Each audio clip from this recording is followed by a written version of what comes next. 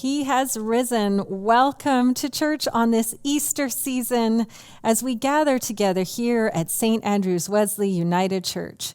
We are an open-hearted, open-minded, LGBTQ-affirming congregation that walks in the path of Jesus because we long for greater peace, love, and justice in the world. So whoever you are, whoever you've loved, whatever faith path you've been on, whatever questions and doubts you bring, whatever you have done and not done, know you are welcome here. You have a place here at St. Andrews-Wesley United. Our church gathers on the traditional and unceded territories of the Coast Salish people, the Musqueam, the Squamish, and the Tsleil-Waututh, and we commit ourselves to the ongoing practice of reconciliation. And if you're looking for a resource for that, we might recommend 21 Things About the Indian Act, written by Bob Joseph, which is both practical, heartbreaking, and engaging. And if you're curious about that book and want to join a book study about it, email me. I'd love to hear from you. Well, welcome to Earth Day. It has become a global event, and for some cultures, tending for creation and caring for it as if it is kin has never gone away. And for others, it is a return to that practice. So today we've got two special guests to draw us into the power of nature, to help us understand how to care for our planet, and to remember it is part of the divine and part of us too. Our musical guest is Reverend Dr. Cheryl Bear of the Nadleh Whut'en First Nation, and she's also the Director of Community Ministry at the First United Mission in the downtown East Side. She's a mother, a songwriter, an artist, and an activist. And she's going to be inviting us into music and worship today. And we're thrilled to have her. Our guest preacher is Seth Klein, formerly of the Canadian Centre for Policy Alternatives and author of the book A Good War, Mobilizing Canada for the Climate Emergency. And he'll be exploring what we might be able to do as a society to address this urgent climate change issue. So, let us gather. Let us open ourselves to the holy that is alive in nature and begin. There once was someone said such wonderful things and did such amazing things that people began to follow him. One day, they asked who he was. He said, "I am the light."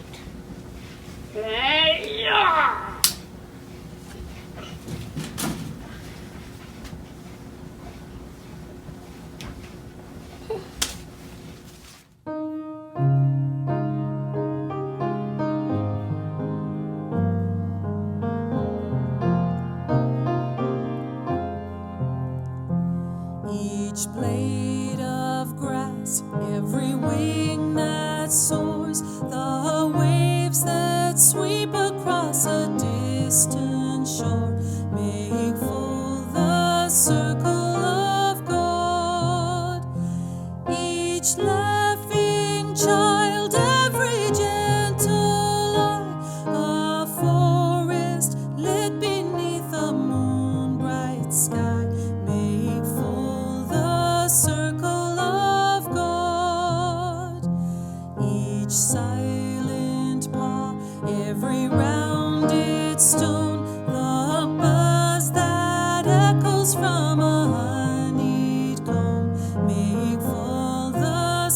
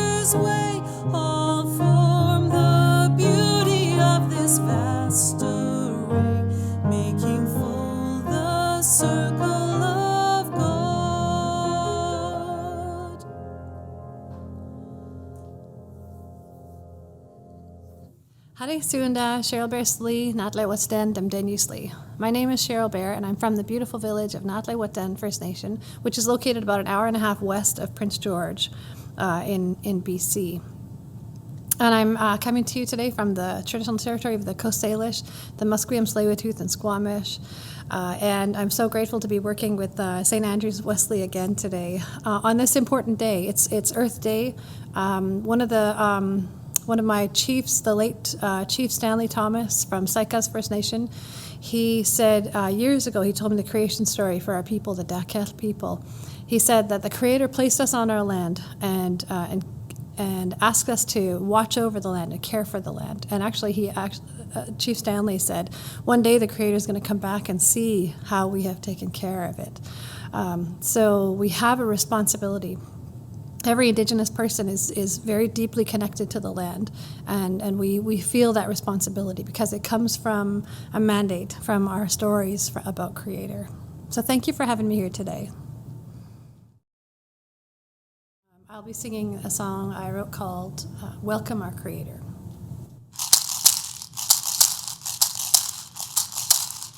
Welcome our Creator.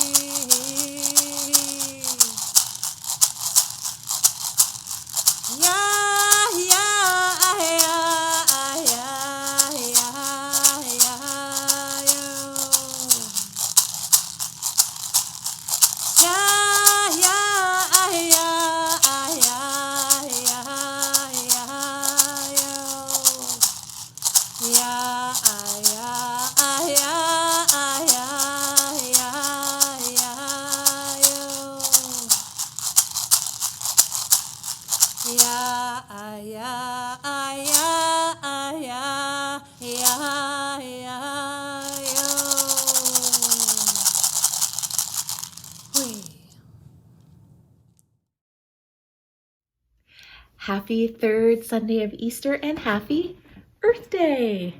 Today is a day when we are reminded that every day and in every way we need to care for the blessing of the earth, for God's creation.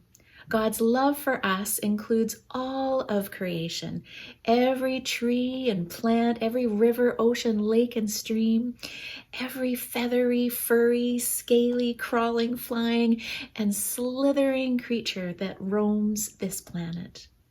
We live our love for God when we care for and love one another, which of course includes all creation. As Cheryl so beautifully shared this morning, we have a responsibility to care for this awesome creation. I wonder how you care for creation. I wonder how you care for creation at home with your family or at school. I wonder what choices you make that help creation and not hurt it. Maybe you and others watching would like to share those ways and type them into our chat this morning to encourage and inspire this Earth Day Sunday. One of the small ways Ian and I try to help is caring for mason bees in our garden. We have a mason bee house on the side of our house, and we all know how important bees are to our environment. They are crucial in growing plants and flowers, and of course, for the food we find on our tables. We can learn so much about God's love for creation through listening and noticing the work of creation. From the incredible work of a bee or an earthworm or taking a deep breath in the forest, remembering all the oxygen the trees and the plants produce for our planet. I wonder where you go to learn from and listen to creation.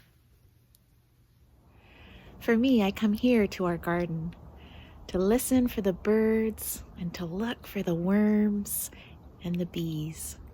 And I come here to the forest for walks, to listen for the creatures and to gaze upon these magnificent trees.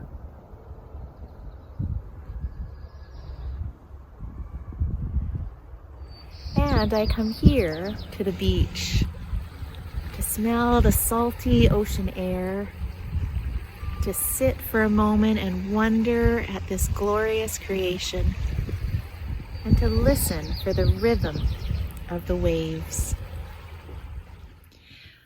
So on this Earth Day Sunday, may we continue to listen to and learn from creation. And now with our wee church behind us, reminding us that although we are apart, we remain connected to one another and to everything and everyone in creation. I thought we could close in song, a song by Linnea Good called "O Great Earth," one that we have sung before. And it's a zipper song, and so you can add new phrases to it. You'll pick it up. So please sing with me.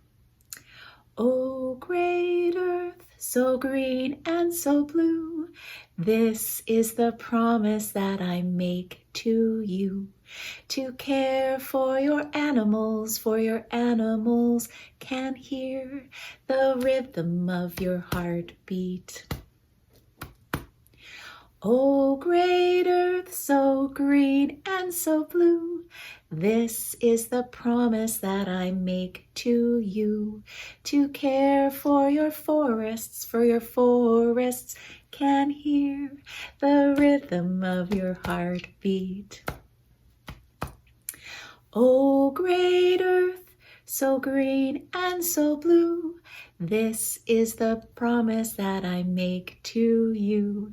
To care for your children can hear the rhythm of your heartbeat. May it be so, my friends. May it be so.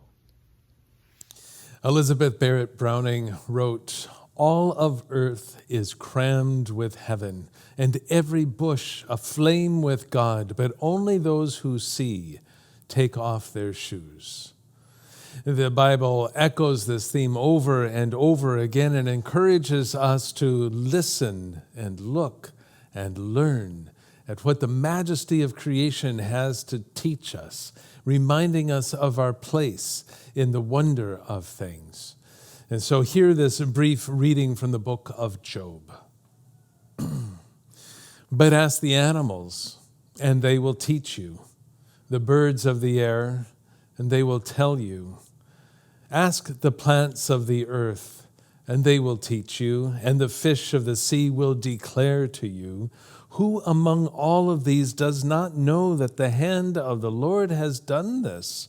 In God's hand is the life of every living thing and the breath of every human being." Hear what the Spirit is saying to the church. And now I'd like to welcome and introduce Seth Klein, our guest preacher for today.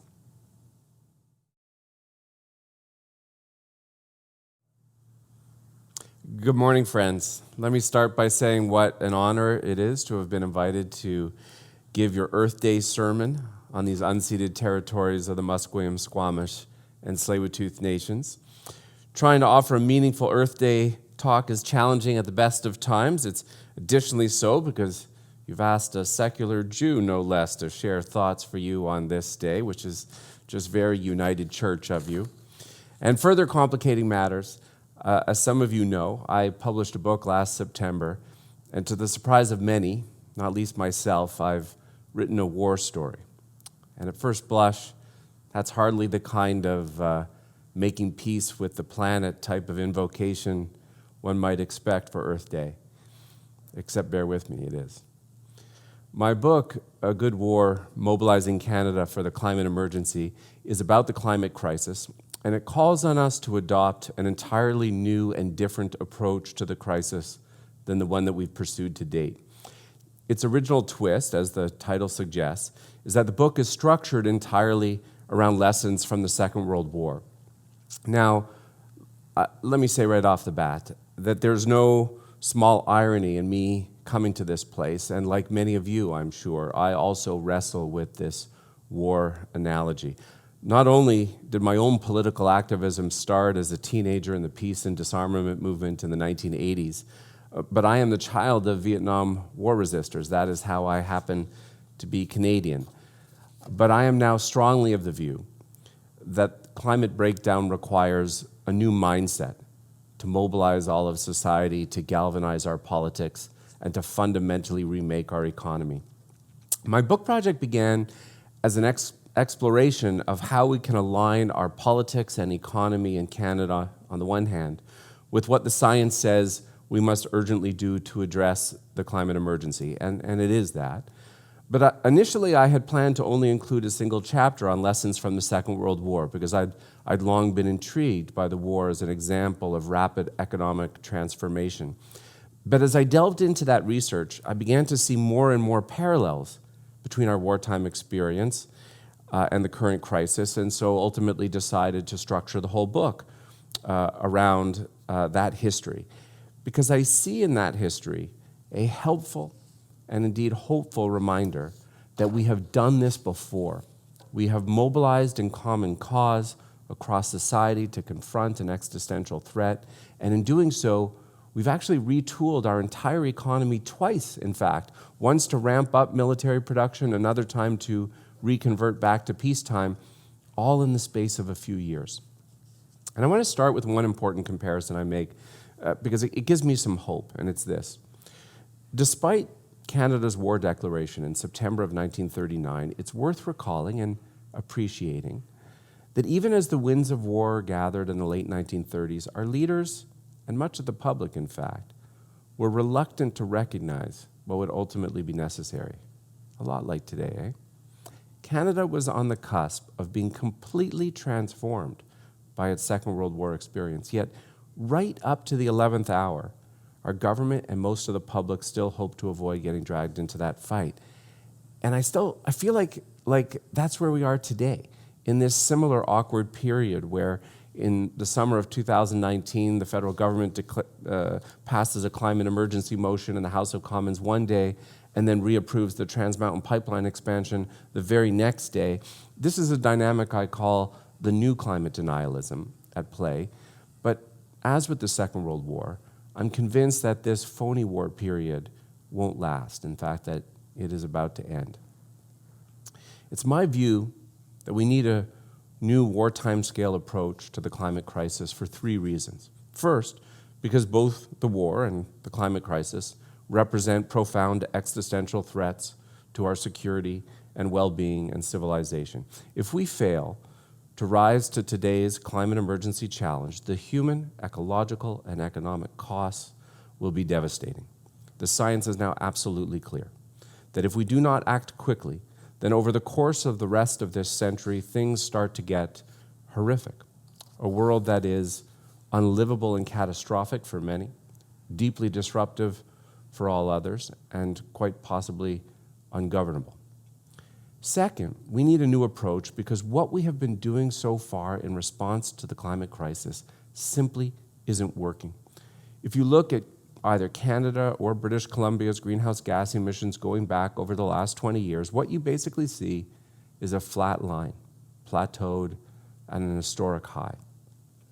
So despite decades of calls to action, our emissions are not on a path to stave off that horrific future for our children and future generations. We have run out the clock with distracting debates about incremental changes, but where it matters most, actual GHG emissions, we have accomplished precious little.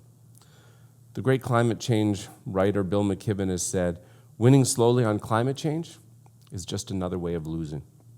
Politics, as they say, may be all about compromise and the art of the possible, but there is no bargaining with the laws of nature. And nature is now telling us something fierce. But the third reason why we need this new approach, and this is a key message of my book, is that we need a new wartime scale approach, because when we adopt an emergency mindset, amazing accomplishments become possible. We've all witnessed that this past year. Something powerful happens when we approach a crisis by naming the emergency. It creates a new sense of shared purpose, of social solidarity. It liberates a level of political and economic action that seemed previously impossible. We've shown ourselves able to pivot with remarkable speed. We become collectively willing to see our governments adopt mandatory policies, replacing voluntary measures that merely incentivize and encourage change with regulatory measures that require action, something that has been sorely lacking in the face of the climate crisis. One of the key lessons for the climate emergency from my study of the Second World War is the need to create new economic institutions to get the job done. During the war, starting from a base of virtually nothing, the Canadian economy and its labor force pumped out a volume of military equipment at a speed and scale that is simply jaw-dropping. During those 6 years, Canada, with a population less than a third what it is today, produced 800,000 military vehicles, more than Germany, Italy, and Japan combined.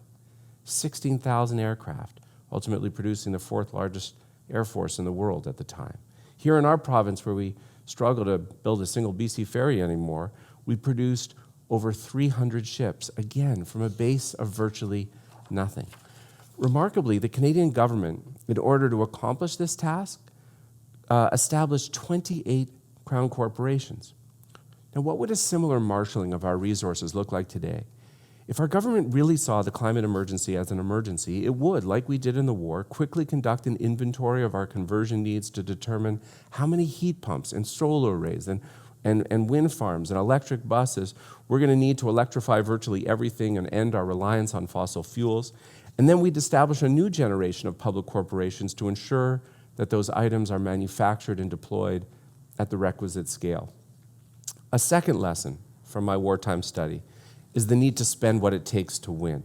See, a benefit of an emergency mentality is that it forces governments out of an austerity mindset. This year, in response to the COVID emergency, Canada's debt to GDP ratio, now there's a phrase you don't often hear in a church sermon, Canada's debt to GDP ratio will rise from about 30% to about 50%. Now that's a big jump in a single year. But consider that at the end of the Second World War, it was more than double that, well over 100%. And when C.D. Howe, who was the minister who oversaw Canada's wartime military production, was pressed about this unprecedented ramp-up in government spending, he famously replied, "If we lose the war, nothing will matter." In this pandemic, as in times of war, our governments at every level have appropriately dispensed with the fetishization of balanced budgets and are spending what's required. The extraordinary public spending now underway in response to the pandemic, though, merely shows what we could have done in response to the climate emergency or poverty or homelessness all along. It turns out when our governments recognize an emergency, the money was always there. To date, however, our spending on climate action and green infrastructure pales in comparison to both the war and the pandemic response. I want to share a story about a vet in my book, and it drives home what I see as another key lesson from World War II for the climate emergency, namely that Indigenous leadership, title, and rights is central to winning. One morning as I was writing, a news item came across the radio about the death of Louis Levi Oakes, the last of the Mohawk code talkers from the community of Akwesasne. Now, interestingly, much like it had been important to the Canadian government in 1939 to independently declare war separately from Britain, the Iroquois Confederacy also, of which the Mohawk were members, also independently declared war on Germany, which resulted in many Mohawk men enlisting. Oakes died at the age of 94. The code talkers were Indigenous soldiers who were tasked with using their own languages to communicate secret military information among the Allied forces. In news reports after Oak's death, his daughter revealed that, astonishingly, Oakes hadn't told his family what he did during the war for 7 decades, having been sworn to secrecy only in his late 80s, when stories of the Code Talkers were made public, did he finally reveal what he'd done, and then he received a Congressional Silver Medal and special honors from the Assembly of First Nations and the Canadian House of Commons. Oakes was one of 17 Code Talkers from Akwesasne, but there were hundreds of others from Indigenous nations across North America. As the war was unfolding, the secret codes employed by the Allies to communicate military plans kept getting broken by the Nazis and the Japanese army, until the U.S. Marines discovered that the enemy forces were unable to crack Navajo. And ultimately, 33 Indigenous languages were used by various branches of the military, including a number from Indigenous communities in Canada, Mohawk, Cree, Tlingit, Ojibwe. But as I learned about this, it struck me that there is in this piece of our wartime history a tragic irony. Our two countries have spent generations trying to erase Indigenous languages from the earth, literally beating them out of children in residential schools, only to uncover that these languages were the unbreakable code. That's what they were dubbed in the war, credited as having been vital to victory in certain battles, particularly in the Pacific.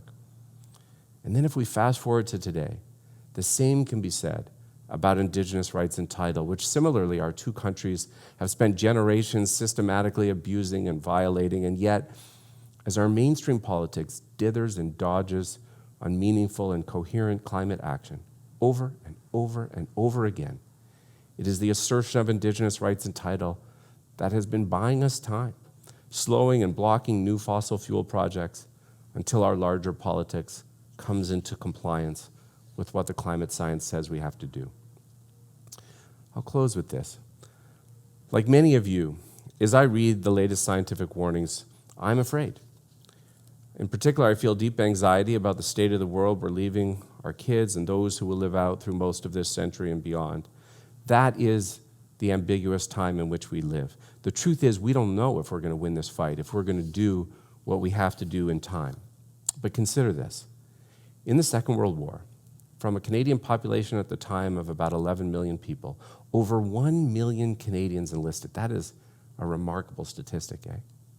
But it's worth appreciating that those who rallied in the face of fascism 80 years ago, likewise, didn't know if they would win. We forget that there was a good chunk of the war's early years during which the outcome was far from certain. We know how the story ended. They didn't. Yet that generation rallied regardless, and in the process surprised themselves by what they were capable of achieving both on the battlefront and on the home front. I think that's the spirit we need today. And I want to note one important difference between our pandemic experience and this climate crossroads moment. People talk about COVID fatigue, and that's real. Some have responded to my thesis by saying, look how quickly people have tired of emergency in this pandemic in only a year, and now you're asking people to spend multiple years in emergency mode to tackle the climate crisis. But here's the distinction. The things we are called upon to do in response to the pandemic are anathema to all of our social instincts, to stay home, to isolate, and that's hard. The good news about the climate mobilization is that it calls on us to do precisely the opposite, to get out there and do something grand together. And we can do that for a few years. We all need to sound the climate emergency alarm however we can. Now is the time to demand from both our federal and provincial governments that they adopt true climate emergency plans and an audacious Green New Deal. We can and should do so knowing from both our wartime experience and now our pandemic experience that when we adopt an emergency mindset, the scale and speed of what we are capable of accomplishing is spectacular. So let us recommit this Earth Day to take action on this task of our lives. Few of you listening today were alive in the Second World War, but many of you have an appreciation of this history. You watch films, you read books about that pivotal time, and when you do, there is, I suspect, a question in the back of your head, and it's this: what would I have done if I had lived then and there? But today, as the future of our children is thrown into doubt and another civilizational threat arrives at our doorstep, the answer to that question is really no great mystery. The answer to that question, friends, is whatever we're each ready to do now. Thank you, and peace be with you. Hattie, I'm going to be singing a song that I wrote called Abba. Abba in my language, in the Dakhet language, means father.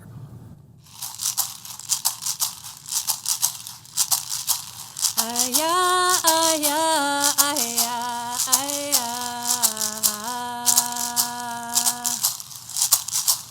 Aya, aya, aya, aya.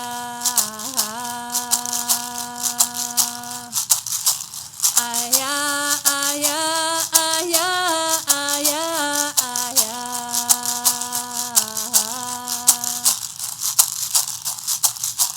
Abba, you sent Jesus for us. Abba, you sent Jesus for us. Abba, you sent Jesus for us.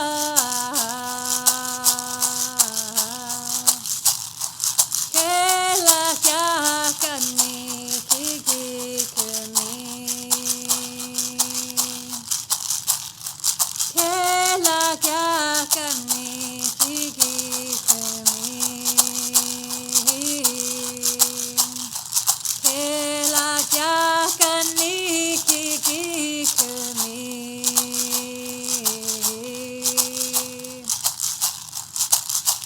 Abba, you sent Jesus for us. Abba, you sent Jesus for us. Abba, you sent Jesus for us. Aya, aya, aya, aya.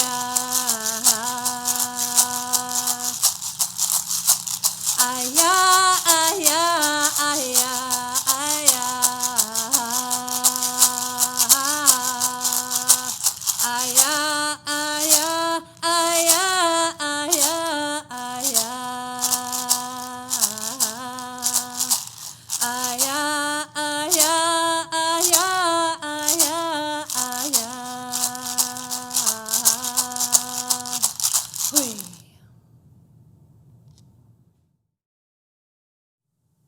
Friends, let's join in a prayer with United Churches across the country.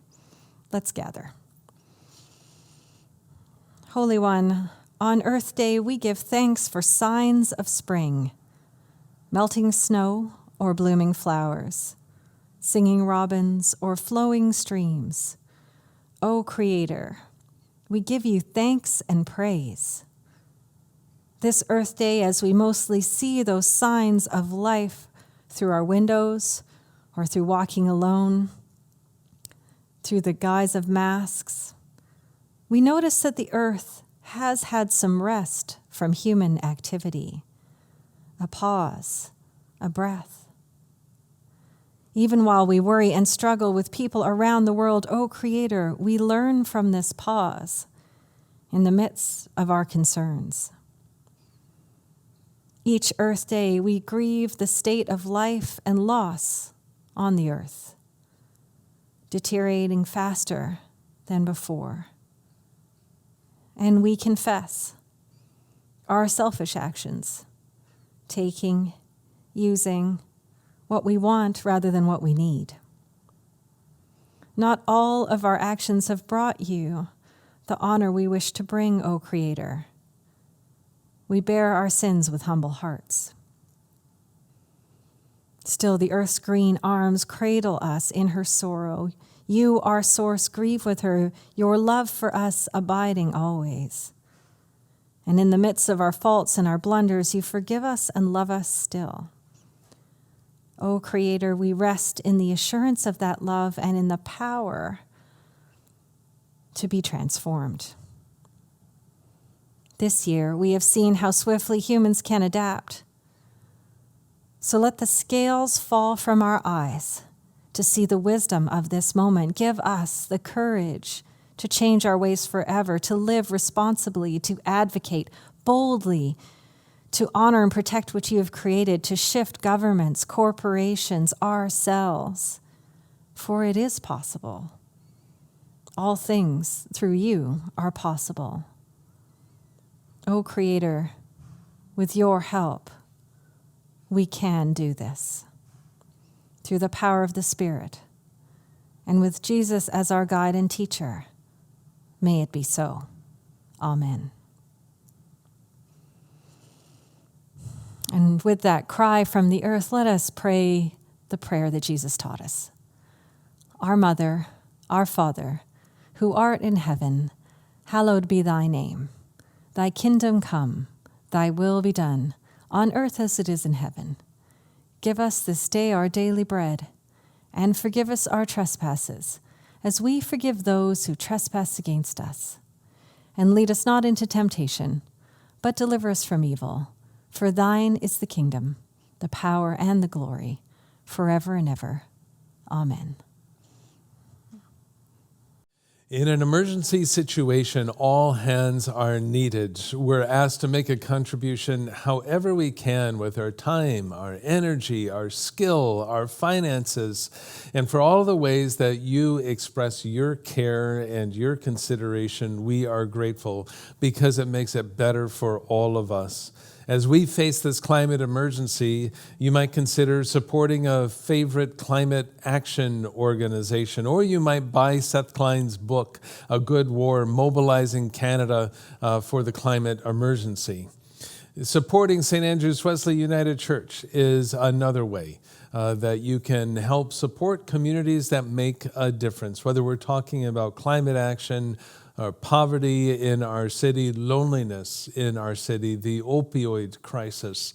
We are here to support each other, but also to make a difference in the world. And we're grateful for whatever contribution you can make to help us in this effort. So thank you for being here. Let's sing now our closing hymn, which reminds us of the truth: we cannot own the sunlit sky.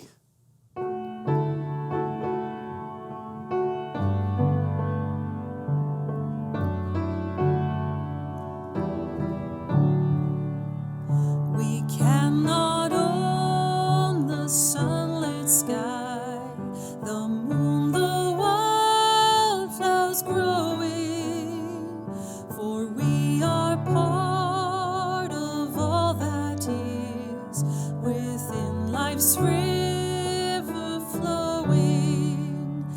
With open hands receive and share the gifts of God's creation, that all may have abundant life in every earthly nation. Bodies shiver in the night, and weary wait for morning, when children have no bread but tears, and war horns sound their warning. God calls humanity to wake, to join in common labor, that all may have abundant life in oneness with their neighbor. God calls humanity to join as partners in creating a future free from want or fear, life's goodness celebrating. That new world beckons from afar, invites our shared endeavor, that all may have abundant life and peace endure forever.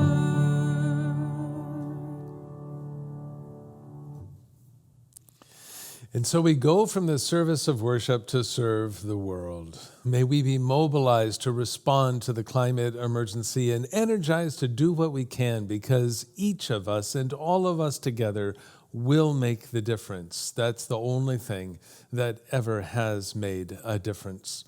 And as the majesty of creation teaches us and reminds us how we are part of the sacred web of life, I leave you with this ancient Celtic blessing, that it may nourish your soul along the way. Deep peace of the quiet earth to you, and deep peace of the flowing air to you, deep peace of the crashing wave to you, deep peace of the shining stars to you, deep joy of the dancing flame to you, deep peace of the Prince of Peace to you this day and always. Shalom and Amen.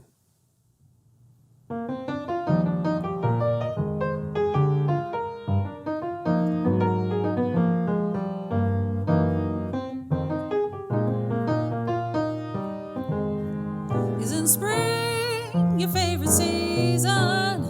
Watching the flowers blooming up out of the ground, watching the snow melt down. Boy, you may dig winter time, but spring is my joy. It's got me feeling so glad. The days are breezy. You got the time to say hello and give a smile, feeling real good is in style. You may dig winter, boy, but spring is my joy. It's something special, haven't you observed? It makes you glad to be alive. It's not absurd to say that spring helps you survive the winter's long, miserable snow and rain. It gives you hope to know that spring will get a refrain. You only have to believe the day is coming. The world is humming, thinking about how good it'll be, and that goes double for me. You may dig winter, boy, but spring is my joy.